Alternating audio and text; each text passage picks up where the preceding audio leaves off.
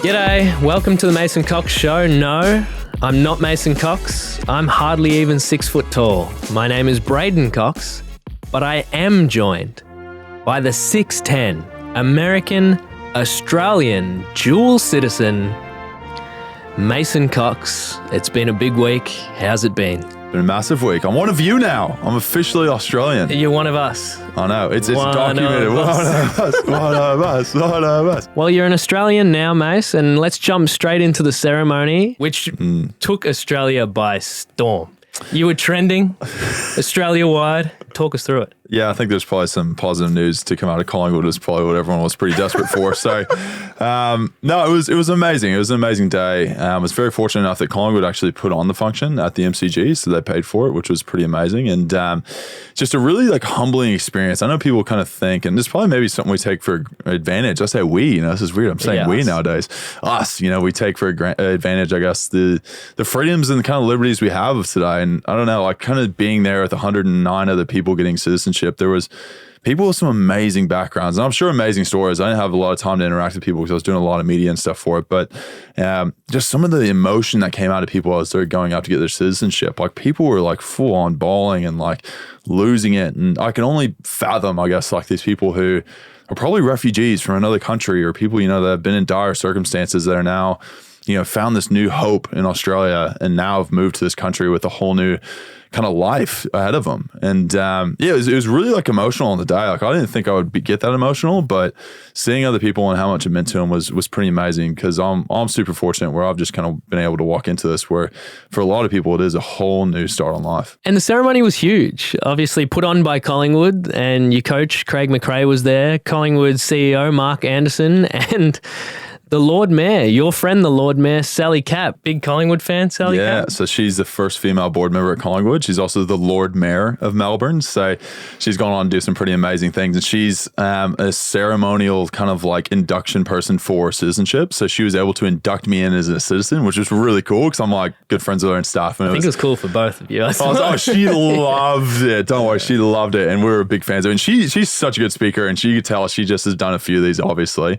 And with the way she spoke and everything else was just spot on, and told some pretty amazing stories. And then Mark Anderson, CEO, went up there and said some words. And then we had, I think there was a representative from a federal standpoint was up there, and had some people from the original part of my journey. Some of the people have been with me for 8 years now that have kind of seen me growing as a human and growing as a football player and everything else, that were able to kind of show up and represent, which was awesome. It was cool to get citizenship, and then just see all these people who have kind of made you who you are, which is just amazing. And mom and dad were obviously there, which was awesome. They got some media time. So Filthy Phil was on pretty much every news program. He's got a lot of media this week, between the Dad's Day we had and the goal kicking extravaganza he had, which was hilarious. I'll let you reel the tape on that one. But the clip of him kicking, I don't know, he probably needs a few more pointers. And he was he was in the goal square, I'm pretty sure. Yeah. He was not far out. His real straight leg technique, it was weird, but he's got a long way to go. Let's just say that. We all start somewhere.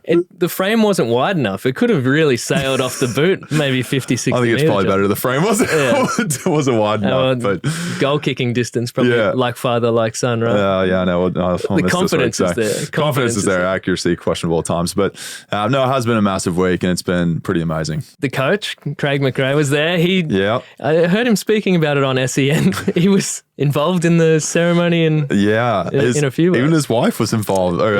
So Gab's his wife, and this is a funny story behind it, right? So I was the first one to go up. They kind of, they say everyone's name, kind of like graduation style. Someone goes up, and then the next person they say their name, they go up and get the citizenship. I was the first one. The next two people were actually my best friends here in Australia. So they are American. They were getting their citizenship also. And I grew up there, and I knew kind of everyone in the front row. So there was the federal leader or the federal representative. Then there was Mark Anderson. There was Craig McRae and his wife Gab. And then there were some other people that were representatives from a government standpoint. So I went up there and I shook Mark's hand. I shook Craig's hand. And I gave Gab the kiss on the cheek, whatever you want to call it. And the next people that come up are my friends who also know them because they like have been in my journey for a long time. So they do the same thing. Yeah, right. So then they set this precedent that everyone has to shake everyone's hand. And then Gab, who's just Craig's wife, she's all of a sudden now like a representative of government. And everyone's like super excited, like shaking her hand. One guy gave her a high five at some point, and she was just eating it up. She just took it wild. It was so funny. I was absolutely dying laughing during the whole ceremony. 109 people rolled through, and all 109 of them essentially shook her hand. It was so good. It was so funny. It was so much fun, man. The whole thing was a great day. And of course, the ceremony took place at the MCG, which is pretty crazy. I mean, you wouldn't have known it existed, 10 years ago, and now it's pretty much your second home. So what did it mean for you, the ceremony taking place at the MCG? It was a full circle moment, talking about that. I remember the first time I came to Melbourne, I went out and walked out with the AFL and I think Collingwood at the time, and they kind of were like, oh, this is the Melbourne Cricket Ground. This is like one of the most iconic places in Australia and one of the most iconic stadiums in the world. And I was like, I had no idea what it was. So I was just kind of like, okay, we're going to walk over there and check it out, We walk in the Coliseum of like the MCG and you kind of see the expansive kind of seats that go out into this, this massive stadium. And they walk us out onto the ground and like, it's pretty like, you're not allowed really to walk out onto the ground. So there's definitely some tape we had to kind of cross and whatnot. But we went into the center circle, I'll never forget. And they were just like whoever it was either AFL or Collingwood kind of, sat there and said, this could be your office. And I was like, either, you go to Houston and work an engineering job behind a cubicle essentially, or you could sit here and play at the MCG in front of crowds of 80,000 plus to 100,000. And that was kind of like the moment where I was like, I think my life's about to change for going down this path into like IFL, because this is something that's not going to ever come around again, and an opportunity I couldn't say no to. So it was cool to see at the MCG, kind of full circle moment. And like I said, like pretty emotional, I think, like being there and just everything happening so much and having those kind of people involved was an amazing kind of life achievement that there's moments in life you'll never forget. You never forget those kind of details of everything that happens that day. And that was definitely one of those moments. So where does that come from? Not everyone can leave a safe job, pack up and move to a foreign country in the pursuit of a pretty crazy opportunity. Like, you didn't know much about what you were getting into, really. So where does that adventurous personality come from? I think like I'm the youngest of three brothers. Yeah. So all three boys from mom, God bless her. And I think we all like kind of enjoyed travel. We all loved, getting out, doing different things, and we're all very active lifestyles. And in the US at 18, you kind of go off to college and you kind of start your own life out there, and you don't live at home really. A lot of people move away and go to different cities and stuff to go to university. And that was the case for myself and my other two brothers. And I think once we did that, there's not many people, I guess, that a lot of people don't stay in the same home, like don't go back to their hometown, where I feel like in Australia, you kind of go, if you're from Melbourne, you go to uni in Melbourne, then you stay in Melbourne, you work in Melbourne, et cetera, where like that's not really necessarily the case in the US. And I think after university, we all moved to different cities and did different things. And obviously myself, like I finished uni and I thought I was gonna move to Houston, but then I ended up moving to Melbourne. And we always just had this love for travel, always loved, and we're very independent. I think my family compared to other families I've met.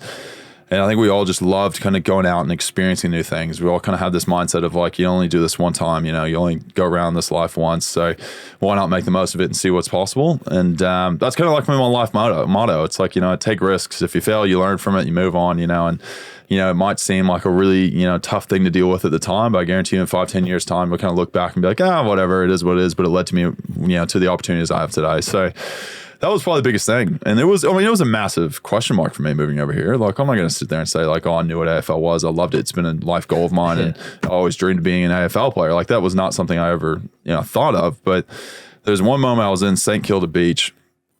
And I've talked about this before, as I was with my brother whenever he came out here on our trip over here, and we sat down. I'll never forget the place and where it was in the time. And he said, a degree doesn't expire, but opportunities like this will. And that was some of the best advice I've ever got in my life. And he's like, man, I've worked a job. I've done it for, 5-10 years. And, it's great doing it wrong, I get paid and all that kind of stuff. But like, would I rather be working out for a living and being able to kind of, have a bit more say in my career as far as, where it's going to go and how you're going to, like, how much you're going to get paid and contracts and everything else. Like, it's so unique the way the AFL is in a job sense of being employed by someone, where comparatively to, being employed by a big company, you're just kind of a number, where at Collingwood, you can kind of make your own career and make something like totally unique out of it, which I've tried to do over the years. I don't think I'm really similar to any other person really in the AFL. I'm very unique and just different, and like to say my own say and do things in a different way. And, hopefully people will enjoy it.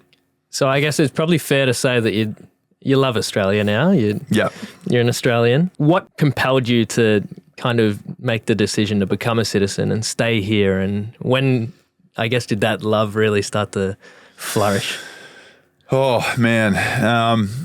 This kind of sounds a bit cocky, to be honest, whenever I'll tell this. I've never really told this story, but I remember when I first came to Melbourne, I remember going over the Balti Bridge. And I remember driving past, and they were like, "Oh, that's Marvel Stadium is now, but back then it would have been Etihad Stadium.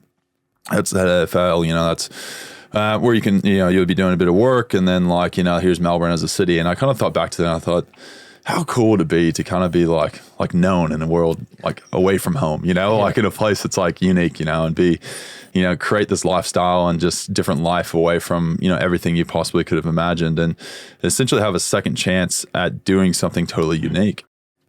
And that was kind of my mindset going into it. I was like, you got nothing to lose. Like, why not just make it the most unique, amazing opportunity and experience you could possibly think of?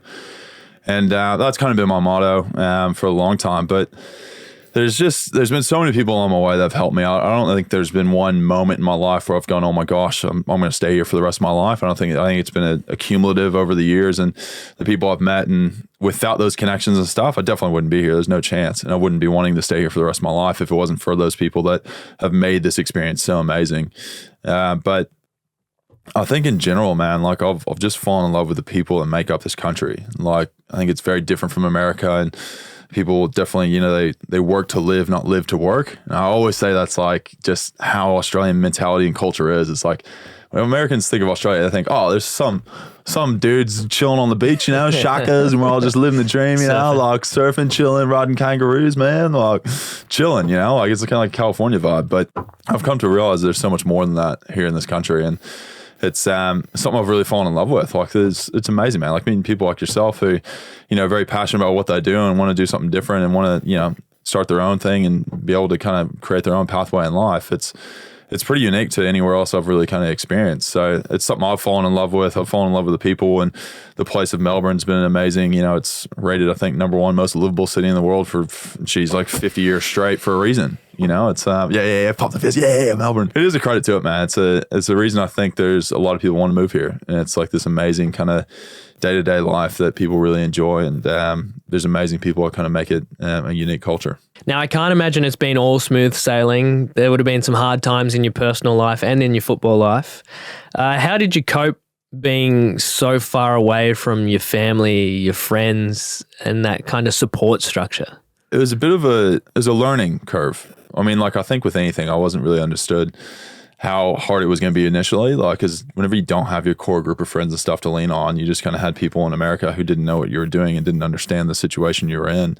It was tough for those first 2 to 3 years. I remember like breaking down on like out in the on the track with like Craig McRae and Anthony Rock, and I couldn't kick a goal because I was like shit at kicking a football, and I was like, oh, why am I not getting this? Why am I not getting this? And it takes time and practice and everything else. So I remember just breaking down and crying at training and crying at the ice baths, and over the like probably 8 years I've been playing, there's been like moments where you rock up and you just break down the parking lot because you're just like, I just don't want to go in today. Like, and it's just like tough times where you just really are at your kind of end of your rope, and you just don't know who to go to and you don't know who to talk to, and it's just it's a struggle. But that's footy. I think you learn from those tough times of like how much you can actually go through and get out the other end. And you get to other times where I think back to like 2017, I was like, oh man, do I ever want to play footy again? Or 2016, do I want to play footy again?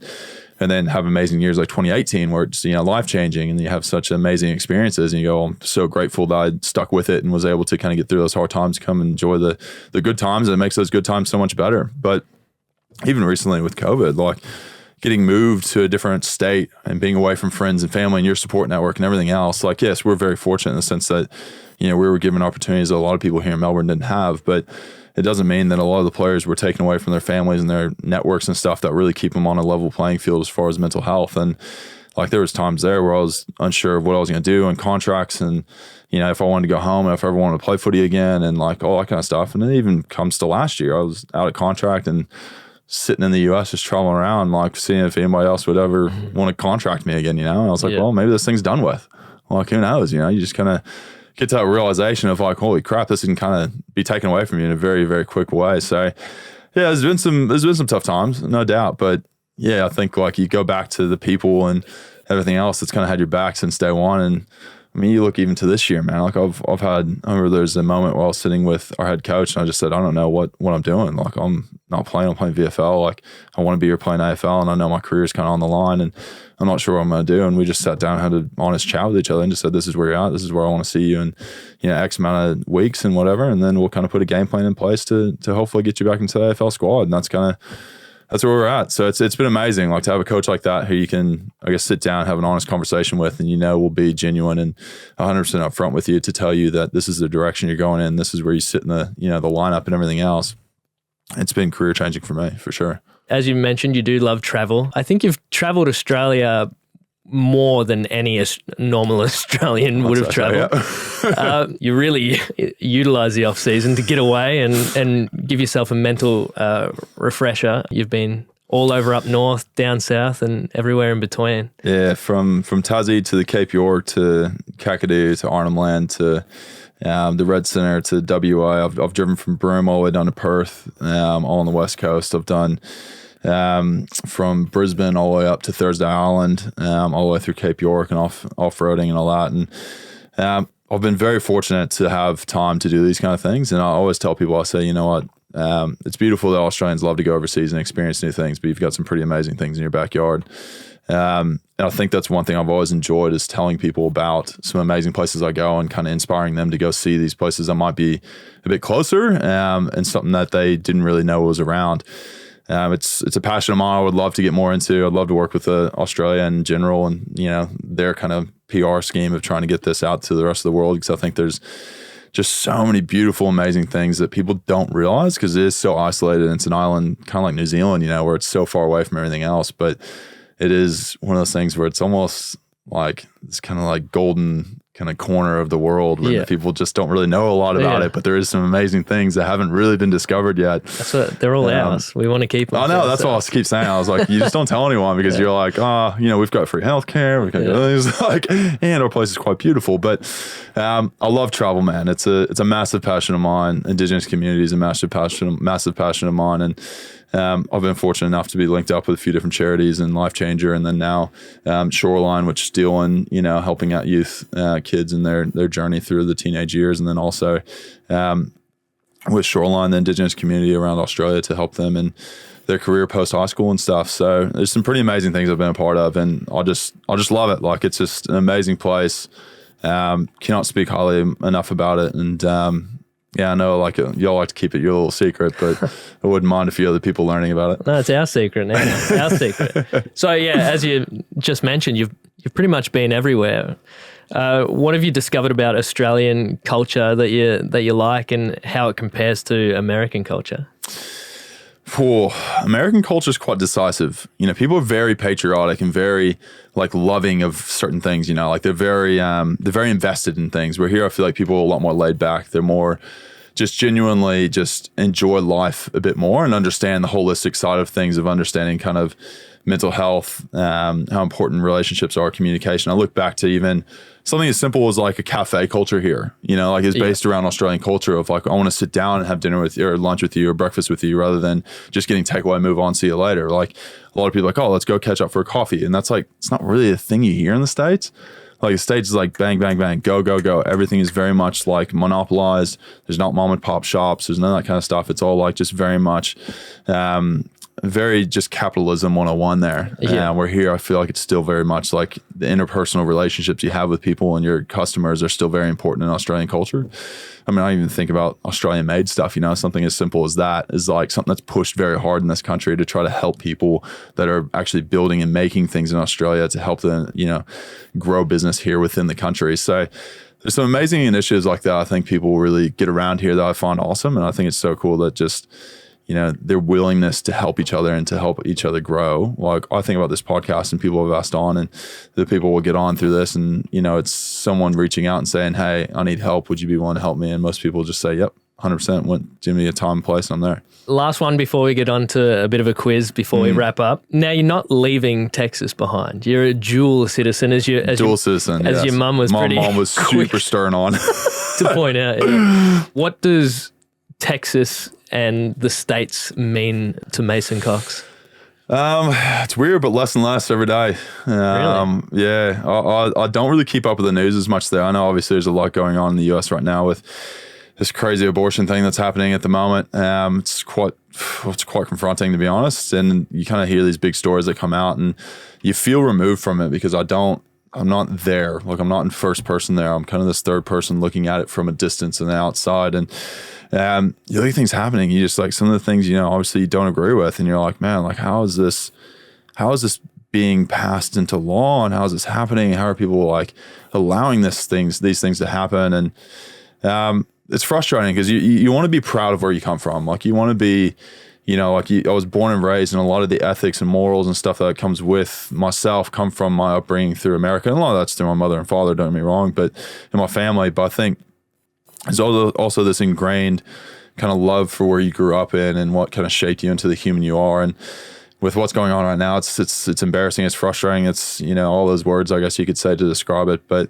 you always have fondness for the place you grew up and the place that's, giving you the opportunities you've been given. So, I do become more and more Australian, I feel like, per day, and then less and less American every day that I'm here. But I'll always have a soft spot for America and home. And I always want people have asked me this recently. They asked, do we chant USA or AUS or Aussie, Aussie, Aussie or whatever it is at games? And I want it USA. I want it to stay USA. You want it to stay? I think it sounds good. It's a cool, unique thing. It's different. And I think it's a great chant. Like something that's just a bit, where you go to the footy and go, oh, what's that? Why do they do that? Like it's very unique to you. It is very unique. There's which no I think one else is pretty doing cool. it. Yeah, and if they did Aussie, Aussie, Aussie, it could be anyone. Yeah, it could be anyone, exactly. So that is one thing. But yeah, I do feel like I'm still American. I'll always be American, but tides are turning us somewhat, as you could say. All right, that's enough of the serious stuff. We're going to get into the quiz. Oh, I'm very nervous. So actually, I was just speaking to Sally Cap before we went on, and she said if you fail this, she's going to revoke my citizenship. She's going to revoke the citizenship. Yeah. Some of these are quite hard, but hard to me. Like you don't know them? No, I know them, geez, okay. but they're hard. What's a bushman's clock? Bushman's clock, the sun? A kookaburra laughing. Ah, okay.